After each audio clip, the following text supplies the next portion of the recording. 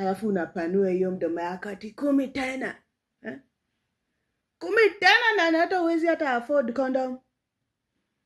Because hata zile the free sure ones that we used to get during Uhuru's tenure, siku hizi hakuna. There's literally nothing. Nothing. Manze, I'm flabbergasted. I don't know what else to say without being vulgar. Anyway.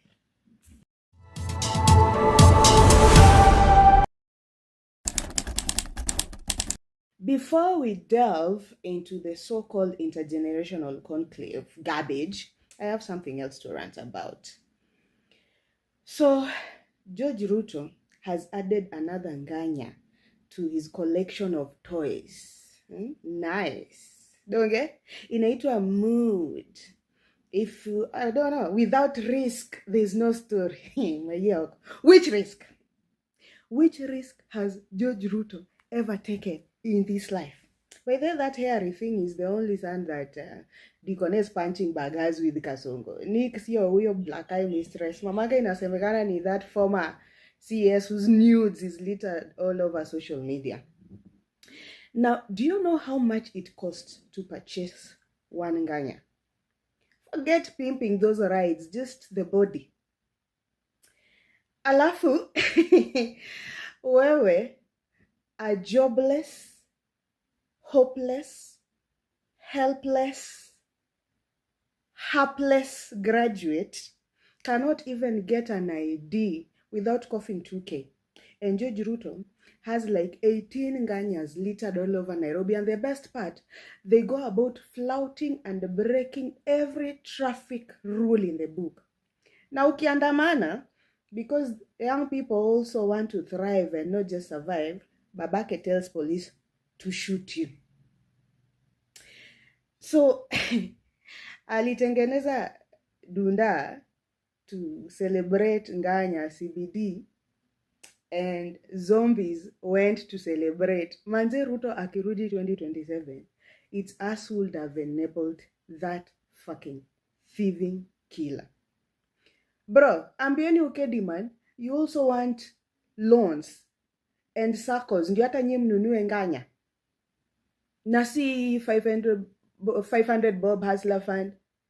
I mean, afu unapata chokora inapanua hiyo mdomo yake chafu kama kamisi ya mama yake. Ati Ruto 10 tena. Na unaishi single room ghetto. Unatembea na toothpick because bado unatoa nyama kwa meno yenye ulikula December. Capitation wameiba. Help hakuna. Hawataki msome. Yeah? Ndio mwende mkwe makanga kwa Nganya. I mean, it's preposterous, some of these things that are going on in our country. Siku za Uhuru, at least broke men could afford to take us to Sanford for chips kuku. Siku hizi, wanaume hata hizi last one round. Because ni kukula smocha na sukuma wiki. Hawezi hata afford nyama wapate proteins. Yeah? That is why unaona hata mabadi wako maandamano.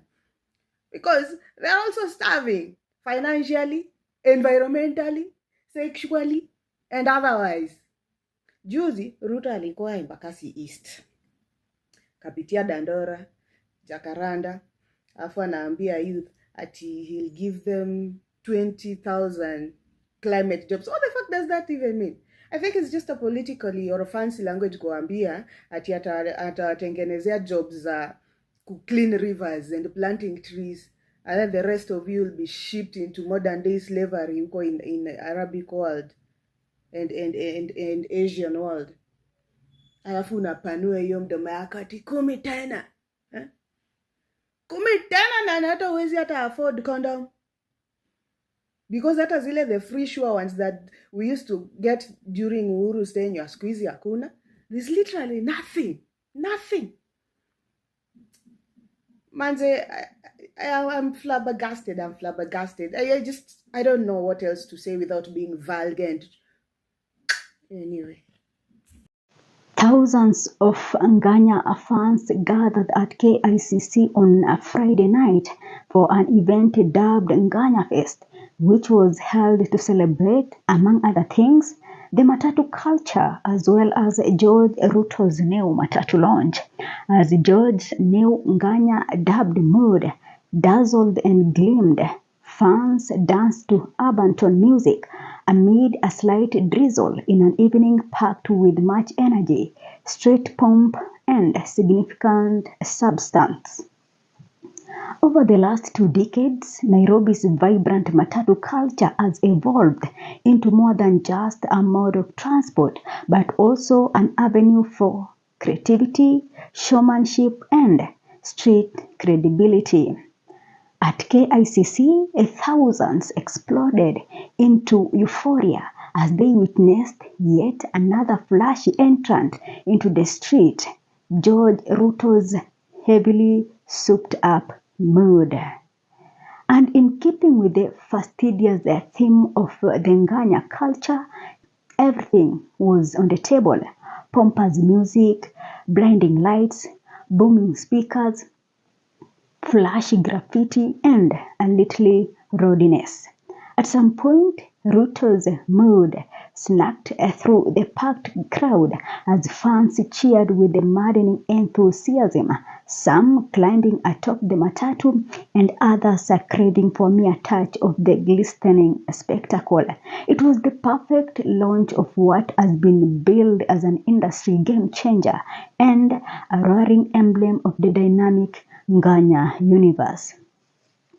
It wasn't just Ruto's mood that was being launched. Matwana culture, which runs the city's Matatu's cycle, also launched several other extravagantly flamboyant Matatus, all garishly splattered with glitzy lights and deafening music. This was more than just an idle link-up. This was an ode to the snazziness and swankiness which has continued to define the Matatu culture and a clear baptism of the culture's indomitable spirit. Many people who consumed the news online reacted differently.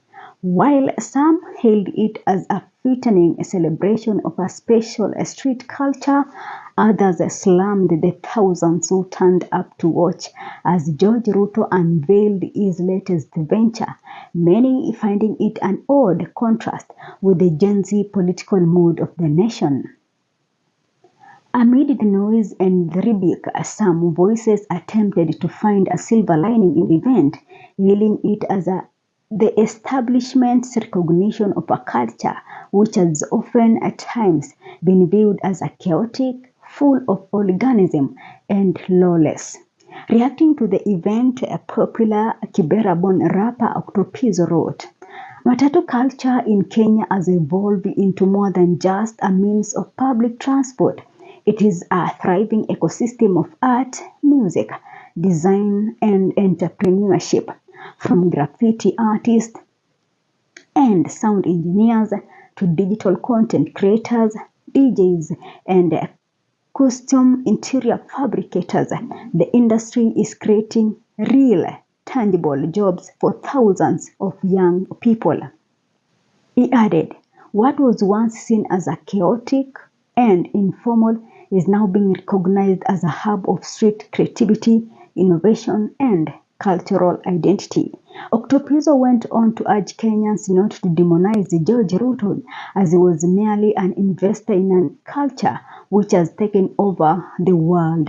He instead asked that people direct their anger at the government, not an individual investing in an industry he clearly admires. It is important, however, to make a clear distinction. While individuals like George Ruto support and appreciate Matatu culture, this doesn't automatically mean the culture endorses the political regime. The enemy is not George. The enemy is bad governance and killer government, he wrote.